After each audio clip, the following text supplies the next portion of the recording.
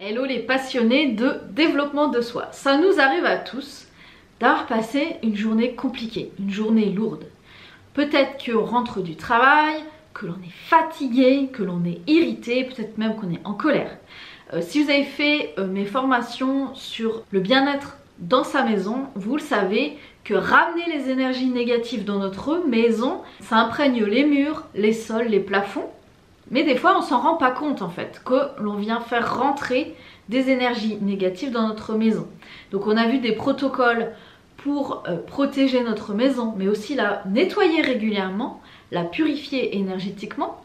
Mais ça passe aussi par nous et des fois on peut avoir une journée plus compliquée que les autres. Et l'idée ici, c'est un protocole quand on vient de passer une rude journée, qu'on est fatigué, qu'on est irrité. Quand on se sent contrarié, vous allez le voir que ça impacte tout votre environnement. Peut-être que vous allez mal parler à vos enfants, à votre conjoint, que vous allez faire vos courses et que finalement vous allez énerver parce que quelqu'un est rentré dans votre chariot ou qu'il y a une file d'attente pas possible. Vous voyez bien que dans le collectif, de voir des ressentiments comme ça, d'être énervé envers soi-même, envers sa journée, ça n'aide pas le collectif. Ça, c'est un rituel qui est très simple pour nettoyer cette mauvaise journée. Peut-être que vous allez douter, vous allez vous dire qu'on va être des fous de faire ça, mais c'est hyper important aujourd'hui d'être responsable de ses émotions,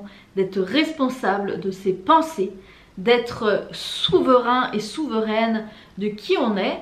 Alors, toutes les méthodes comme ça concrètes, je trouve que c'est hyper important de les garder en tête pour être responsable de sa vie, pour être acteur de sa vie. Alors, pour ce protocole, vous avez besoin d'être dans la nature. Déjà, si vous êtes loin de la nature, ça va être compliqué, je vous le dis tout de suite. Nous sommes des êtres vivants, la nature est indispensable à notre bien-être. Donc si vous vivez, je suis désolée de vous le dire, dans le béton, vous n'avez pas accès à la nature, attention, ça va vraiment vous déséquilibrer et vous allez vraiment vous imprégner finalement de toutes les énergies extérieures. Si vous n'avez pas la possibilité d'aller dans la nature, il y a toujours quand même des solutions. Vous pouvez faire ce protocole devant un ciel. Je pense que vous avez quand même accès au ciel depuis une fenêtre de chez vous. Ça peut être aussi, si vous avez des plantes d'intérieur, de connecter à ces plantes aussi. Mais l'idéal, c'est d'être dans la nature avant donc de rentrer à la maison. Prenez-vous un instant dans la nature, donc que ce soit au cœur d'une forêt, dans un parc public ou dans votre jardin. Choisissez un arbre ou une plante de chez vous. Il peut être vieux, il peut être jeune, l'important c'est de choisir une plante ou un arbre ou un arbuste qui est en bonne santé. Positionnez-vous à quelques mètres de cet arbre et demandez-lui mentalement si vous pouvez vous approcher. Vous pouvez vous présenter à cet arbre. En fait, l'arbre, c'est un être vivant. C'est comme un animal, un chat par exemple. Vous voyez un chat qui ne vous connaît pas. Vous allez lui parler gentiment. Vous allez lui montrer que vous êtes en sécurité avec lui. Et bien c'est exactement pareil. Laissez-vous approcher.